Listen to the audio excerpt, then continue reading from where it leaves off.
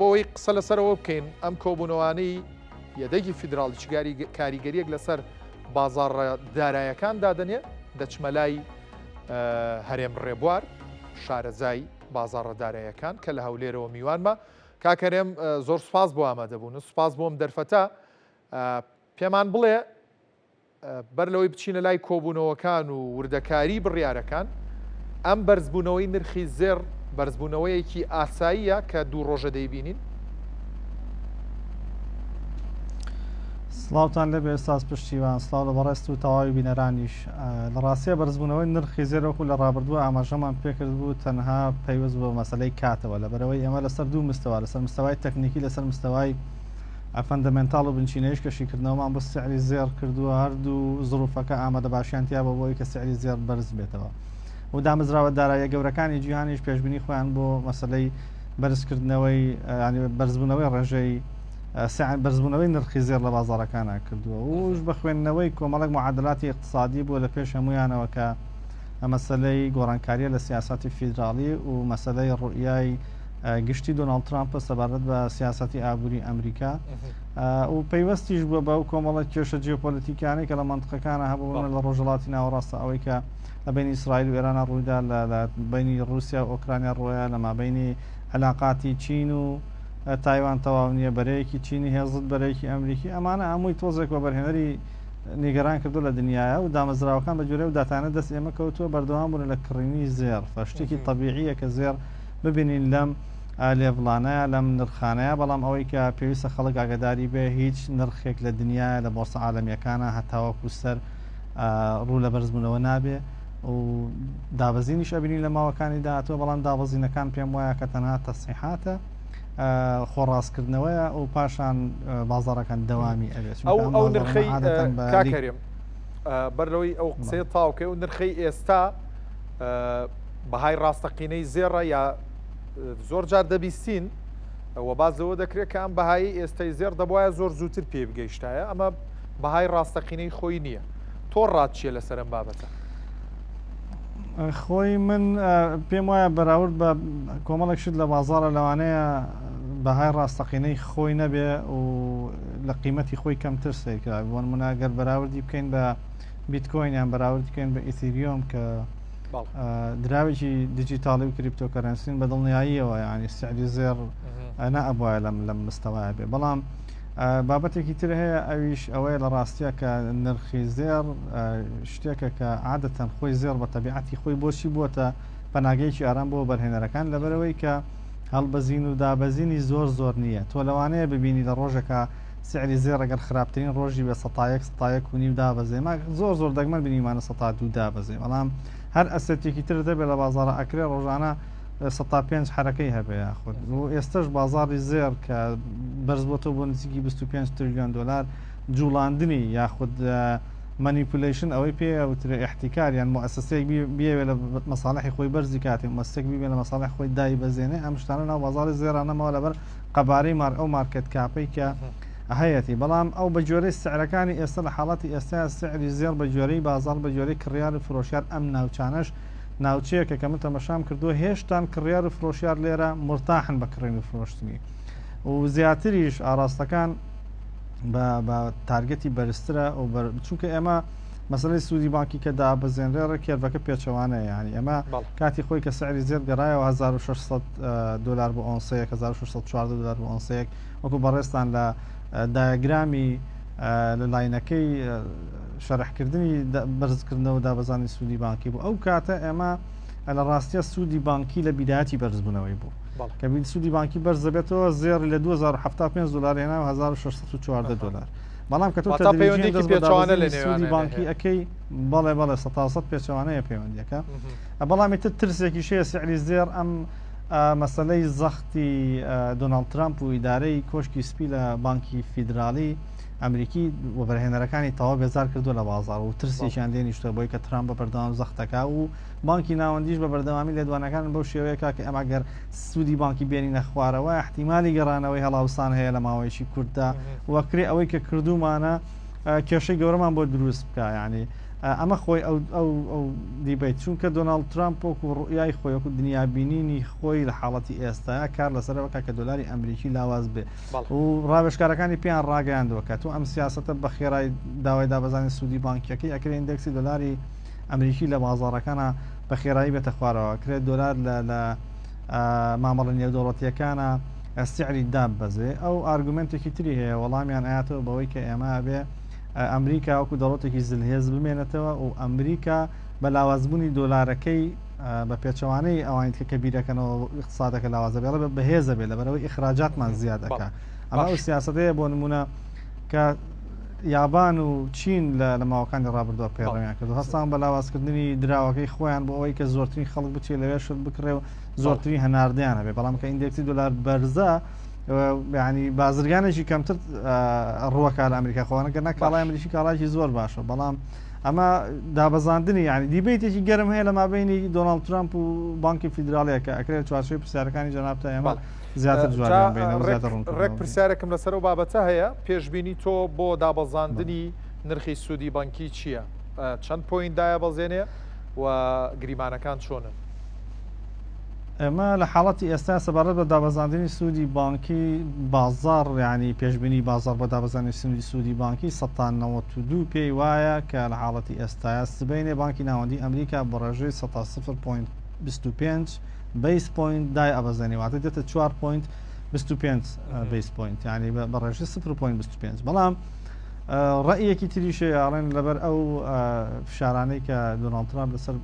بێدەگی فیدراڵی دایناوە لە ڕاستیە احتیمالێک هەیە کە 0.5 بیس پوینت دابەزێنێت ینی یەکسەر لە 4 بێتە 4 ئەمە گۆڕانکارێکی گەورە کە هەرچەنە بە گوێرەی خەمڵاندنی بازار بە گوێرەی پێشببینی بازار دابەزاندنی 0.5 لە ڕاستیە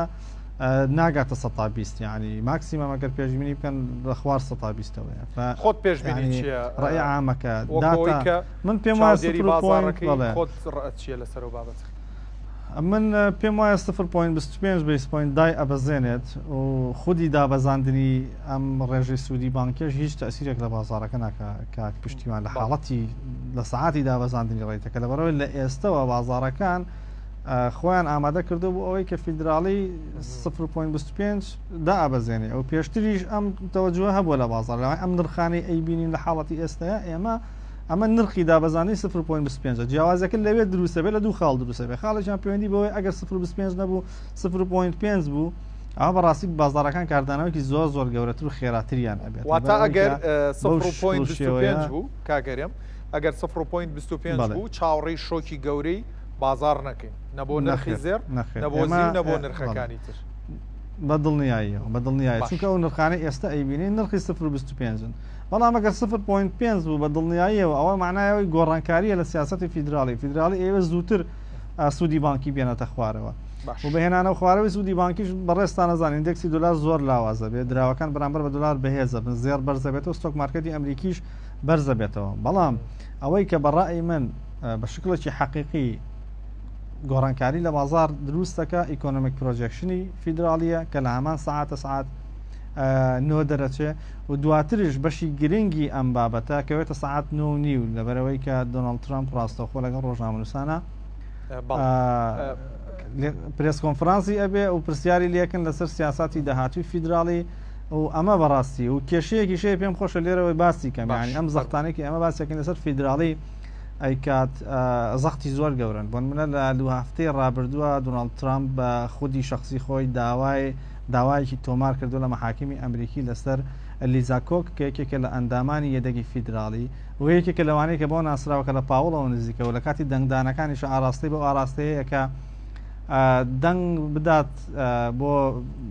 هێشتنەوەی سوودی بانشی وەکو خۆیان عەلە لەقەل لەگەر زەختیان لە 0.25 بەڵام داواکەی دۆڕاندووە دۆناڵد ترامپ لە حاڵەتی ئێستا ئامانجی تۆمارکردنی داواکەشی ئەوە بۆ کە یەکێک لە ئەندامەکانی سڕ بکە بەو هیوایی کە بتوانێت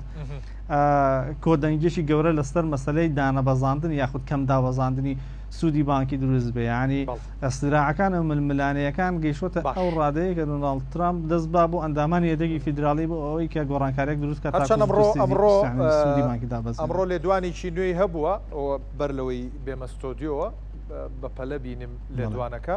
تازەترین لێدوانێتی ئەڵێ ئەبێ یەدەگی فیدراڵی سربەخۆ بێت دامەزراوێکی سربەخۆ بێت لە کاتێکا خۆی ئەم هەموو تەداخل و دەستوەردان و فشارانە ئەکاتە سەریان کاکەرێم لە ئەگەری دابەزاندنی نرخی سوودی بانکی کە گریمانەکان بە ڕێژەیەکی زۆر بۆ 25 پوینتە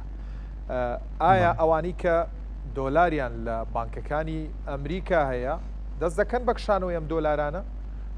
سوودێکی زۆر نابینم ڕەنگە بچم بیخەمە زێر کریپتۆکەرەنسی یار بابەتێکی ترەوە خێرێکی زۆر بکە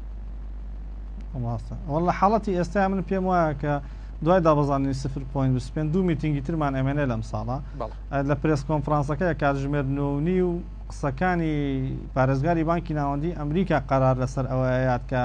ئەوە بەرهێنەرانە چه حرەکەیەک بکەن بۆ نمونە ئەگەر بڵێت ئێمە لە دوو میتینگی داهاتووی ئەم ساڵیش بەرنامەمان هەیە دوو جاریکە سوودی بانکیدا بەزێنین ئەوە ڕوئەیەکی وازحترە بازار تۆنێکی شێبێت تۆنەکەی نرم ئەبێ بەرامبەر بە بازار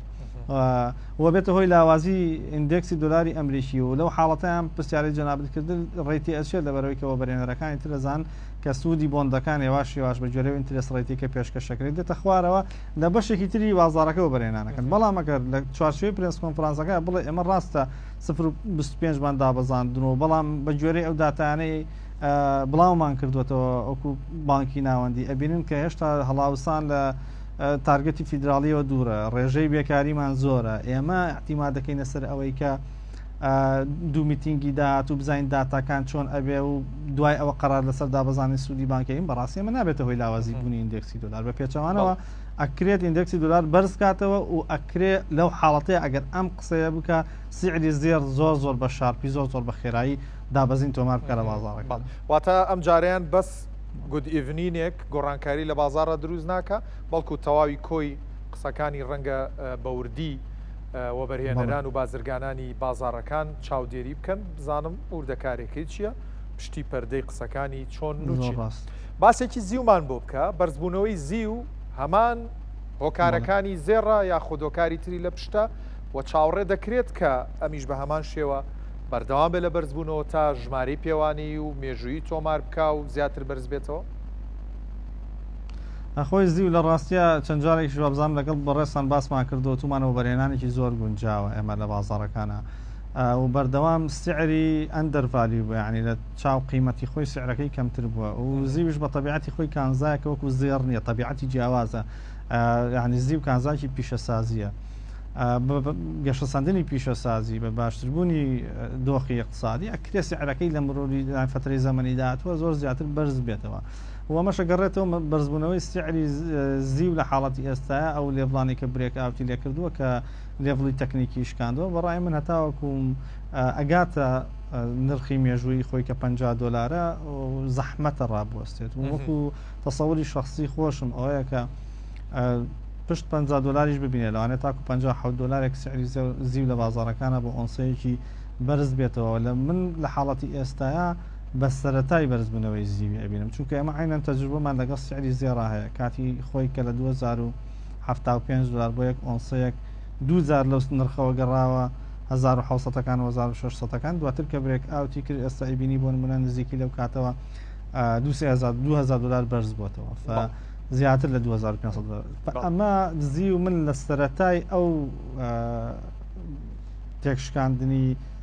لێڤڵە ڕزستانسانە ئەیبینێم و وا دێتە پێشام کە زێڕە و تازە لە 2075 برێکاوتی کردووە تا من تەواقعی ئەواکەم سعری زی لە بازارەکانە بەردەوامی بەرز بێتەوە و کێشەیەکیش هەیە لە مەسلەی زیوا بۆتە هۆی بەرزبوونەوەکەی ئێستا سەپلای زی و کەم بۆتەوە یعنی کڕینی زی لە بازارەکانە بە ڕێژەیەکی زۆر زیادی کردووە و ئینتاجیشی لە ئاستی ئەو کڕینە زۆرێکە لە حاڵەتی ئێستا بەڵێ و سەبەبێکی گەورەیە ینی مەسلەی تریش مەسلەی گرین ئێنێرژی و مەسلەی وزەی خاوێن زۆر زی مەسلەی لە حاڵەتی ئێستا بەڵێ لە مەسائلی دا و دەرمان و لە مەسالی کۆزمەتیک و جوانکاریشە زۆر بەکارێن مادی ئەلکترۆنی بەکارێن بەڵێ لە ساڵی 2026 چاوەڕێ بکەین زێر نرخەکەی بگاتە چەند زۆر جاباز لە خانەی $4000 کرێ بۆ یەک ئۆنسە لە ساڵی 2026 شاهێدی ئەو نرخابین من پێم وایە کە بە جۆرە ئەو ینی خوێندنەوە بنچینە یانە لەگەڵ خوێندنەوە تەکنیکاڵانە کە هەردووکی یەکە گرێتەوە من پێم وایە لە 2026 تارگەتی 4100 دلار ئەبینین لە بازارەکانەوە بە ئەگەرێکی زۆر بازارەکە بۆ ئاراستەیە ڕاکە بەرەو 4100 بەڵام پێم وایە لە حاڵەتی ئێستا لێڤڵی 3800 لێڤڵێکی بەهێز بێ و احتیمالە لێەوە جارێکی کە سعری زێردا بەزێتەوە بە 3500 دلار و پاشتری ئەمە بەرزبوونەوە ببینین کە ئەبگاتە 4100 دلار. بەڵێ ئاگادارم بەوردی چاودێری بەهای دۆلار بەرامبەر بە دینار کردووە. پێمان بڵێ ئەم نرخەی ئێستەی دۆلار کە جارجارە چێتە خانی 143,000 شتێک کەمتر شتێ زیاتر بەم جۆرە ئەمێنێتەوە یاخود گریمانەکان چین بۆ بەهای دۆلار بەرامبەر بە دینار ئەم بابەتە بۆ بابەتێکی ناوخۆی هەرێمی کوردستان و عێراق. خۆی لە ڕاستیە مەسلەی دینار و دۆلار لە عێراقا بە شێوەیەکی گشتی ئێستا ئەم دۆخەی کە وای کردو تا ڕادەیەک سعری دینار بەرز بێتەوە بگاتە مەناتقی 143,000 ئەوەی دۆخێکی نائارامە لەسەر مستەوایکی ئیقلیمی و احتیمالی تێوەگرانی عێراقی لە جەنگێکی ئیقلیمی کە پەیوەندی بە ئیسرائیل و ئێرانەوە و کۆمەڵک هێزی پرۆکسی هەیە ئەمانە یعنی ترسیان لە لای خەڵک و بازرگان و بەرهێنەر دروست کردووە و لە احتیمالەتی تێوەگرانی بە دڵنیایی جارەکەی تر بینیمان کە لە ئەو شەوەی کە لە ئیسرائیل لە ئێرانیدا بۆ سبەینەکەی دلار گەیشتە 150,000 فخەڵک ئەمە هێشتا لە ڕووی سایکۆلۆژیەوە بازرگان و بەرهێنەر ئامادە نین بۆ بەرزبوونەوەی نرخی دۆلار و بەشێک لەو پارەی کە هەیەە دۆلاری پێواتە تەڵەبێک زیاتر لەوەی کە پێشتر هەماموو لە بازارەکانە تەواجودی هەیە و کێشەکەش تا ڕادەیەکی زۆر پەیوەندی نییە بە سیاساتی بانکی ناوەندیەوە ینی کێشەیەک نییە ئەمە بڵێن کێشێکی تەکنیکیە بانکی ناوەندی حرەکەیەکی کردووە دۆلار ئەم چاکسازیە لە بانکی ناوەندی بۆتەوەی کە دۆلاریش کەمتر بێتە بازار سعرەکەی زیاد ئەگەر تەمەشا بکەی بانکی ناوەندی دۆلاری پێویستە خاتە بازارە بەڵام هێشتا هەر تەڵەبێکی ئیزافی لە بازارە هەیە وای کردووە کە سعرەکەی ئەمەش ئەو سایکۆلۆژیایە کە لە حاڵەتی ئێستا بازرگان و بەرهێنەرێت و پێم وایە کە لەم منتیقەیەشە ئەمێنێتەوە تاماوەیەک و ئەگەری احتیمالێتی دابەزینیشی لە ڕاستیە پەیوەستە بە ئایا تا چەند دۆخی ئیقلیمی منتقەکە ئارامترە بێت و ئایا تا چەند کێشەکان چارەسەر ئەبن و تا چەند ئیسرائیل و ئێرانە گەنە لە یەک تێگەیشتنێتە ئێمە کێشەیەکمان هەیە لە چوارچێوەی دەسەڵاتی عێراق ینی کێشەیەکی ئیقلیمیە پەیوەندی پێ ئێمەوە هەیە فەسیعری دۆلار لەم حاڵەتەیە تا ڕادەیەکی زۆر ڕاوەستی لەسەر ئەوەی کە ئەم کێشانە عێراق بەرەوکیەوەن واتە نیوز ئیڤنت و بنچینەیەەکە قەرارەدا لەسەر نرخی دۆلار بەرامبەر بە دینار بەڕێز هەرێم ڕێبوار شارەزای بازاڕە دارایەکان زۆر سپاس مادوومان کردی.